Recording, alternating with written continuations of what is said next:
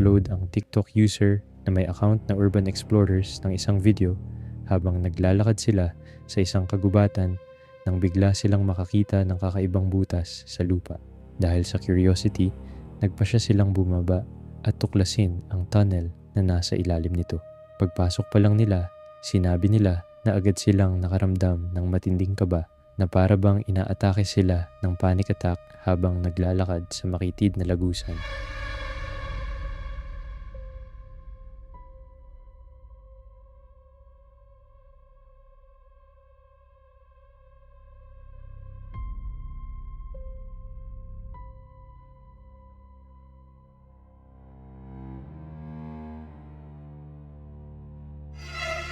Sa kabila ng pakiramdam na iyon, ipinagpatuloy pa rin nila ang pagpasok. Kung titingnan mong mabuti ang dulo ng tunnel, may mapapansing tila parang mukha na nakatitig pabalik sa kanila. Hindi man ito ganap na malinaw, sapat ang hugis nito para mapansin agad kapag nakita mo. Maraming viewers ang nagsabing iyon ang pinaka nakakatakot na bahagi ng footage. Kaya ano kaya talaga ang nasa pinakadulo ng tunnel? Isa lang ba itong panluloko o may mas nakakatakot na paliwanag? Isang TikTok user na kilala bilang Joda Wheels na nag-upload nito lang February 11, 2026 ng isang video na kinunan daw ng kanyang ina noong 2019. Ayon sa kanya, nagpapahinga lang ang kanyang nanay sa bahay nang gabing iyon nang mapansin niyang may kakaiba sa kisame.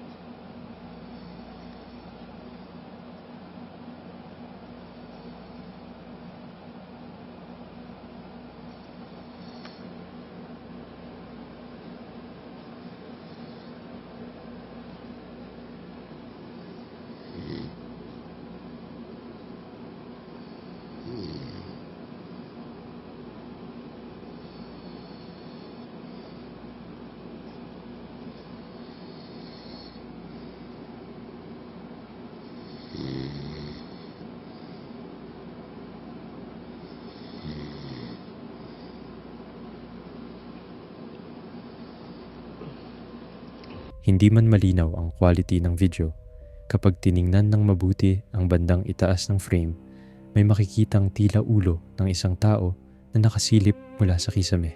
Ang mas nakakapangilabot ay ang posisyon ng mukha na parang tahimik lang itong nagmamasid mula sa itaas nang hindi gumagalaw.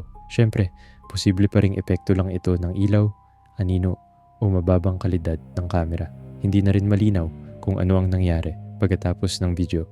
Pero sana ay hindi na muling naranasan ng kanyang ina ang ganong klaseng pangyayari.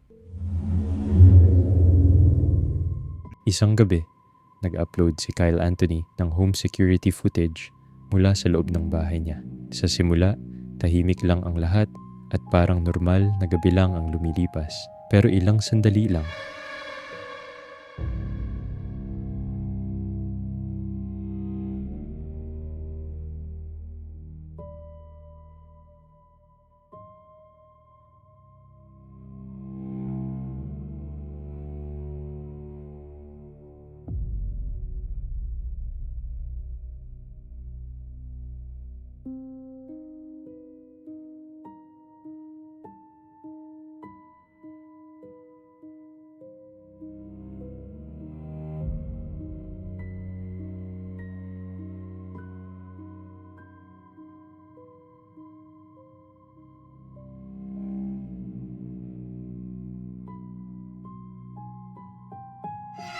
bigla na lang gumalaw ang isa sa mga upuan kahit wala namang taong malapit dito.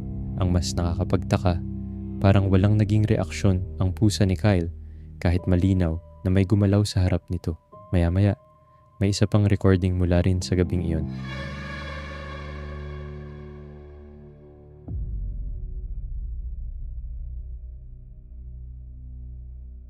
Dahil parehong nangyari ang dalawang insidente sa iisang gabi, marami ang lalong napaisip kung may kakaiba bang nangyayari sa loob ng bahay.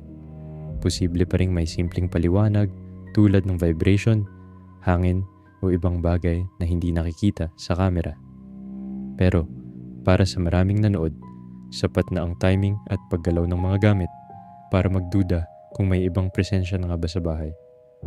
Ikaw, ano sa tingin mo ang totoong nangyari sa kusina ni Kyle nung gabing yun? Bago tayo magpatuloy, napansin ko na karamihan sa mga nanonood ng videos ay hindi pa nakasubscribe. Kung nag-i-enjoy ka sa mga content na tulad nito, malaking tulong ang pag-subscribe at para hindi mo rin ma-miss ang mga susunod nating uploads. Maraming salamat.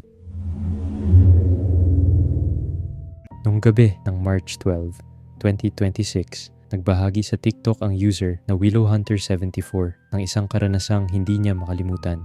Ayon sa kanya, bandang 3:00 ng madaling araw, bigla siyang nagising dahil akala niya ay may tumutulong gripo sa ibabang palapag ng bahay. Dahil nakaramdam siya ng kaba, agad niyang chinek ang home security camera footage para makita kung may kakaibang nangyari habang natutulog silang lahat.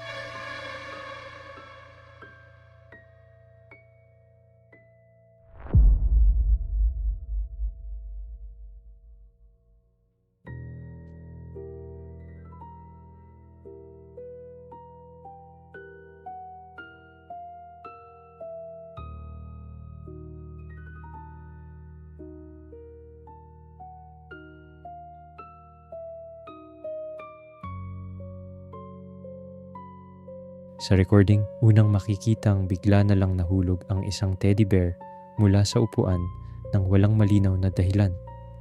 Ilang sandali lang ang lumipas, kusa namang bumukas ang isang pintuan sa malapit kahit wala namang taong makikita sa paligid.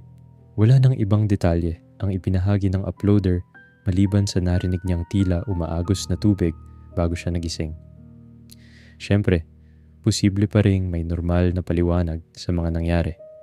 Pero para sa maraming nanood, sapat na ang magkasunod na insidente para mag-iwan ng maraming tanong. Nagbahagi si Ricky Hill ng isang video sa TikTok tungkol sa kakaibang insidenteng nangyari umano sa loob ng bahay niya. You will see as the light dims and then brightens, and then it will dim again, and then it will brighten again. And if you look past, like towards the kitchen area, right about, one more time maybe. Right now, you'll see her. You can see her coming through. She comes, turns around, walks past towards the kitchen area again. And then you'll see an orb dip out at the end. Also, if your brightness is not turned up, make sure to turn that up or else you can miss her. Mapapansing paulit-ulit na dumidilim at lumiliwanag ang ilaw sa loob ng bahay. Sa bandang kusina, may makikitang tila isang babaeng anino na dahan-dahang naglalakad bago tuluyang mawala sa frame.